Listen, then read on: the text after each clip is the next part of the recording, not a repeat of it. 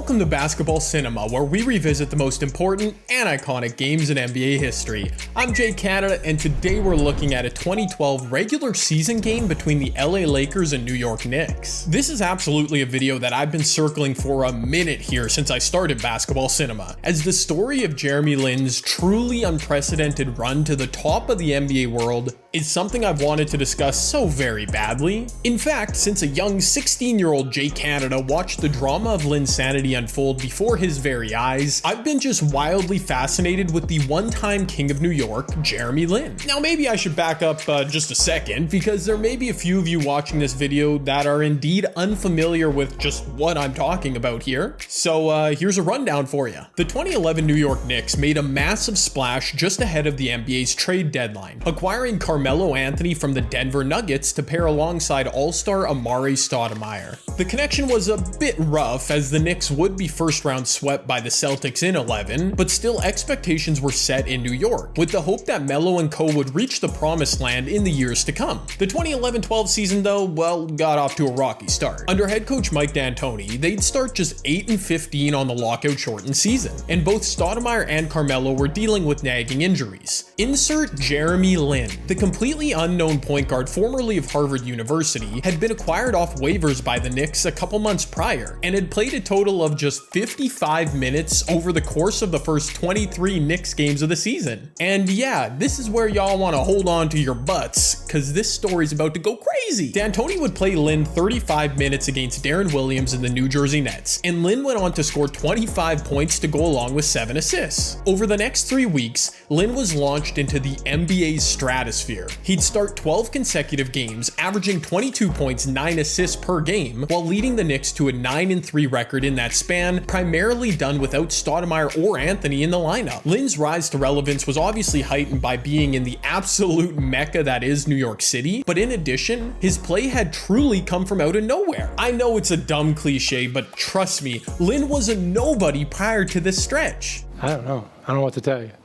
I've never seen it, I mean, the guy, it's not often that a guy can play 4 games at the best in the league or as good as you're going to see, just standing over on the sideline, nobody knows who he is. That's hard to do. I mean, that's quite possibly an indictment of Mike D as a coach if he really didn't know who one of his players was. Anyways, despite it happening in such a short time, Lin was able to capture his local market with ease, despite it being the big nasty apple. I was shocked because I actually didn't even know they made my jersey. I didn't know that they did it that fast, and so when I saw it, I was like, did they customize that? Or and then I saw a couple other ones, and then I was like, okay, I think they must have made them overnight or something. And he did so while being one of the few representatives for the Asian community in all of North American professional sports. It's unique. It's a different platform, and it's something that I embrace and I love, and I want to be able to represent and be a role model for the Asian American and Asian community. The dude had just insane responsibility on his shoulders. Oh, and I haven't mentioned it yet, but Jeremy Lin was just 23 years old at the time of this run. A Knicks team that was left all but for dead after the 8-15 start. A team with huge expectations, as I outlined earlier, was literally being dragged along by some guy who previously couldn't get off the pine. And not that he's playing well, but for him to put a team on his back and now create excitement, create guys playing harder because they know this young man, Jeremy Lin, would get them the ball. Okay. I mean, I get it. I know you're probably all telling me to chill, but honestly, I can't. Linsanity, as it became known, happened in the blink of an eye. Jeremy had played well in just 12 games. 12 games prior to the 2012 All-Star break. Yet he'd captured the attention of seemingly every hoops fan worldwide and a whole bunch of All-Stars as well. Phenomenal what he's doing, man. He's a guy that just was waiting on his opportunity and came out there and executed on it, and is playing well. Credit to him, he became a big part of our scouting report. And he's bigger and more athletic than you think, so he really can get in the paint and finish in there, and the sky's the limit for him. Playing with a lot of confidence. Like I said, all you need is confidence in this league, and that's what he's definitely playing with. Again, I know this is going to sound super cliched, but outside of NBA 2K My Career, can you guys think of any reasonable comparison to Jeremy Lin's impossible rise to dominance in NBA history? I simply cannot. One more big picture point to offer with you all, because if you're not impressed by the stats I listed earlier, the wins for New York that I stated, or by every single NBA All-Star professing their admiration for Lin, allow me to also point out that within 2 weeks, Jeremy Lin had literally transcended sports and become a wider pop culture discussion point. Hey, you better lock me up. I mean, I am criminally Linsane. Oh, yeah. My feelings are Lintense. It's Lindescribable. I mean, I am literally Lin Love with this Jeremy Lin. We can all agree we'll never get tired of Lin puns. No, seriously. SNL was doing skits to open their show about him? I'm also like 95% sure my mom knew about Linsanity at the time. And my mom doesn't care about the NBA, not even a little bit. Okay, but let's bring the focus in just a bit, because as mentioned, today we're looking closely at a game between the Lakers and the Knicks. After the aforementioned game versus the Nets, Lin would start the next 2 games in February 2012, posting 28-8 against the Utah Jazz, then 23-10 against the Washington Wizards. The LA Lakers were next up on the schedule, and remember, this was a still in his late prime Kobe Bryant leading a championship contending team, which included Pau Gasol, Andrew Bynum, and Metta World Peace. Meanwhile, the Knicks would be without their 2 perennial All-Stars in Carmelo Anthony and Amari Stoudemire. As improbable as it would seem, Jeremy Lin put himself firmly on the NBA map against the Lake Show live at historic Madison Square Garden. Was Kobe really not up for the challenge? This is about to be very Linteresting. Linteresting. Do you get it? Linteresting.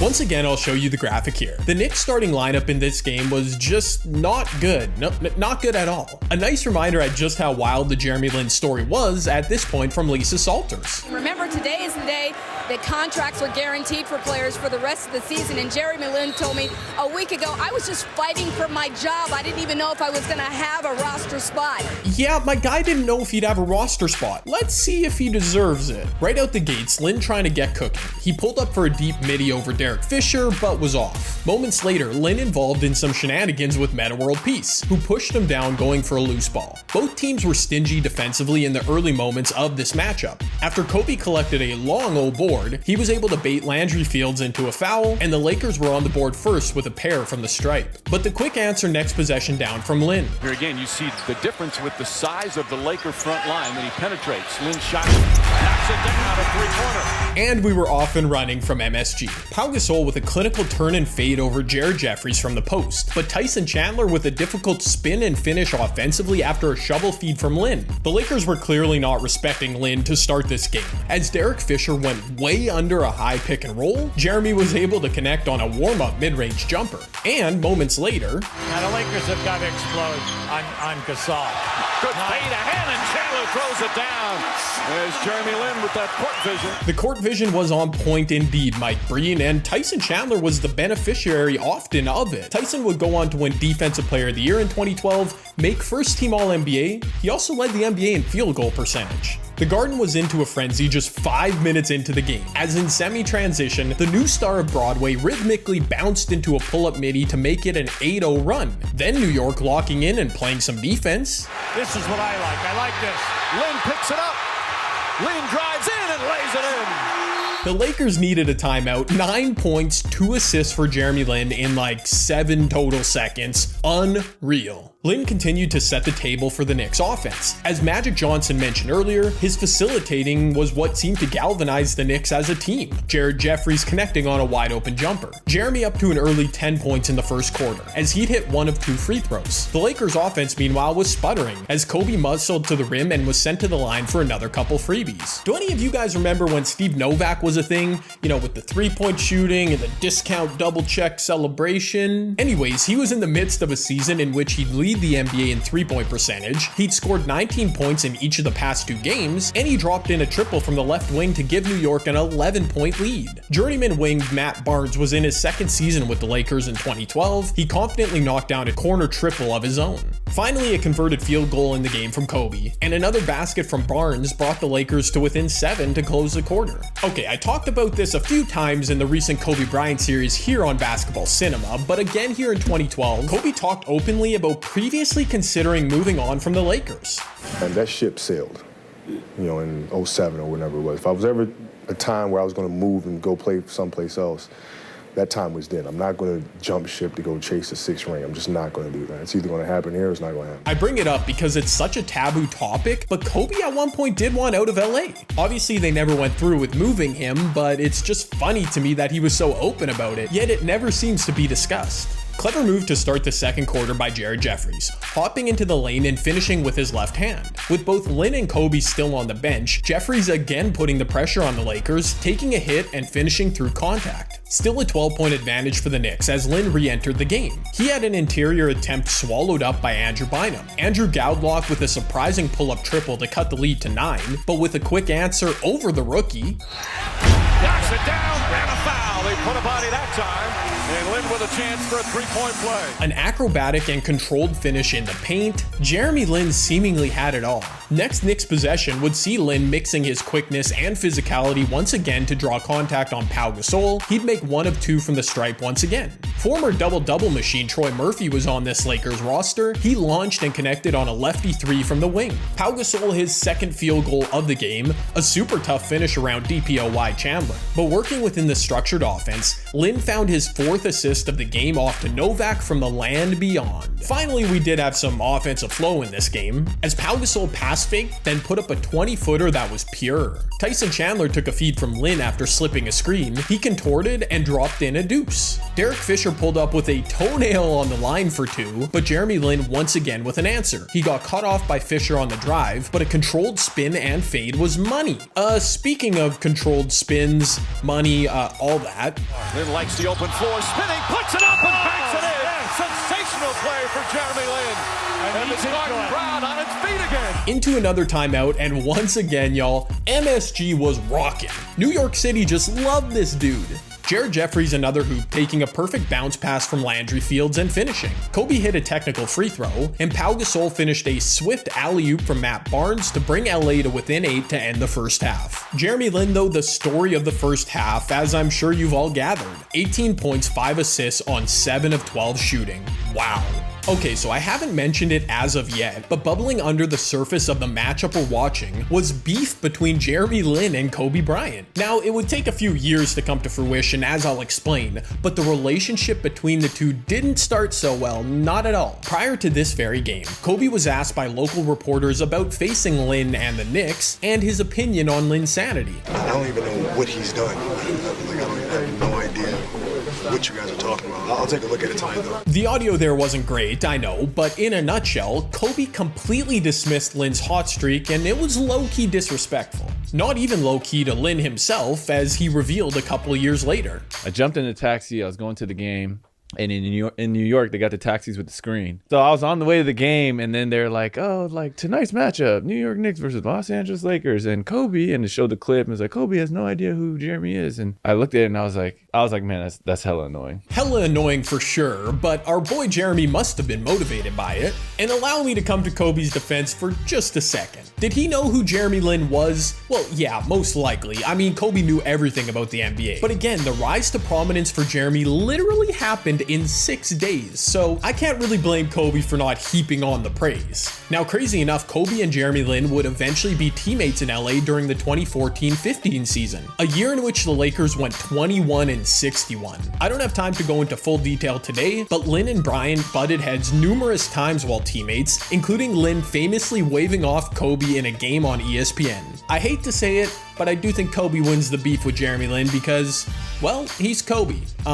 Yeah, that's about it. No foot off the gas for Lin to start the second half, as on the Knicks' first possession, he drove on Fisher, then shifted mid-air and launched a floater over Bynum, 4th straight 20-point game for the kid. After a pair of freebies at the line from Pau Gasol, Lin once again careened to the rack and took a hard foul from Bynum. He'd go 2 for 2 from the line. The game had grinded to a halt at this point in the third quarter. Grounded to a halt. No, that's not it. Andrew Bynum hitting a free throw, then Tyson Chandler hitting a free throw. Yeah, super exciting stuff. Kobe launched a deep three off the dribble and drew nothing but air. Bean was just 1 for 11 at this point in the game. However, after Billy Walker hung and hit for a beautiful 2, Kobe finally got one to go, an impossible fade over his left shoulder along the baseline. Kobe heating up. This time it was a hard dribble pull-up from just beyond the elbow, and the Lakers were back within 6. LA's offense was finally humming, as Steve Blake took a pass in the corner, had time to make a cup of coffee, and he banged in a 3. It was now a 4-point game. Needing a response, Jeremy Lin once again looking like Peter Parker from Queens, absorbing contact, altering his body angle, and finishing off glass. Brooklyn. Lin swinging to the line once again, he'd confidently knocked down a pair, and just like that he was up to 26 points on the match. I know we're focused on Jeremy Lin in this video, but here's a Kobe Bryant appreciation clip. We've got one more after this before heading home as Kobe Bryant knocks that down.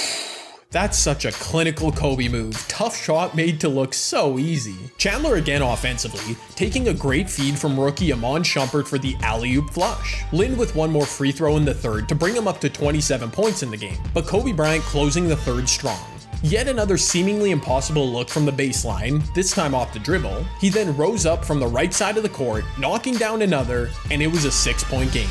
Through 3 quarters, Jeremy Lin had 27 points, 5 assists on 9 of 16 shooting. He was going toe-to-toe with Kobe Bryant, who was obviously starting to heat up. Speaking of which, back to the mid-post on the left side of the court, Kobe this time worked on Iman Shumpert, spinning to the rim rather than settling for a jumper. Billy Walker from deep, a big shot for the Knicks, but after 2 more free ones from the line for Kobe, and a corner deep bomb connection from former 3-ball king Jason Capono, and the Lakers were back within 3 at MSG. In need of a bucket, rookie Shumpert cleared out against Capono and confidently rocked into a pull-up midi for 2. Speaking of confidence, taking a feed from Jeremy Lin, Shumpert blew past Kobe on the perimeter and finished at the rack.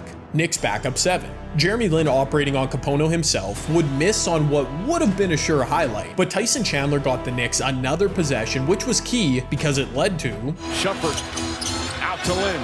Lin fakes, pull-up jump shot, knocks it down. Big shot for Jeremy Lin. Another big play, by the way, made by Iman Shumpert on the drive. Watch this ridiculously silly play by Kobe Bryant. He got trapped on high by the Knicks as he picked up his dribble. So Mamba decided to fire a Randy Johnson-like fastball at the backboard, and in one motion he kicked out to Pau Gasol, who knocked down a midi. The Knicks weren't scared though. They were here for all the BS. Shumpert drives, goes to the rim, puts it in, and a foul!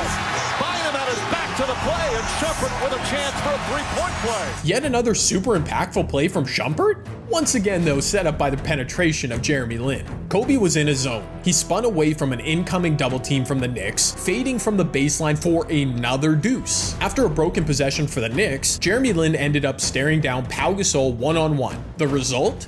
Brown wants him, puts up the 2-pointer, puts it in! Jeremy Lin with 31! A foot on the line 2 for Lin after measuring the Lakers' former All-Star. Kobe, a chance to quell the momentum, was off on a tough jump shot. The Madison Square Garden faithful was ready to officially lose their minds. Jeffries another rebound. Lin for 3. Bang!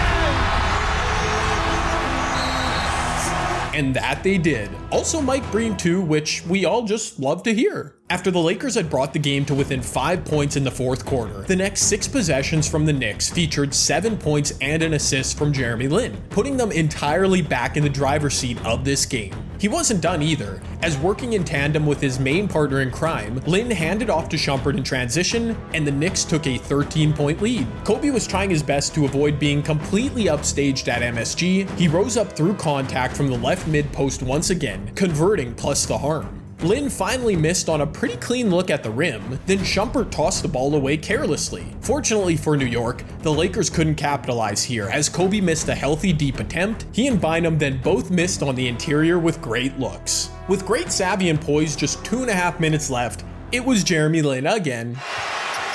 Lin on the drive, gets inside, banks it in! Wow! How about that? How about that?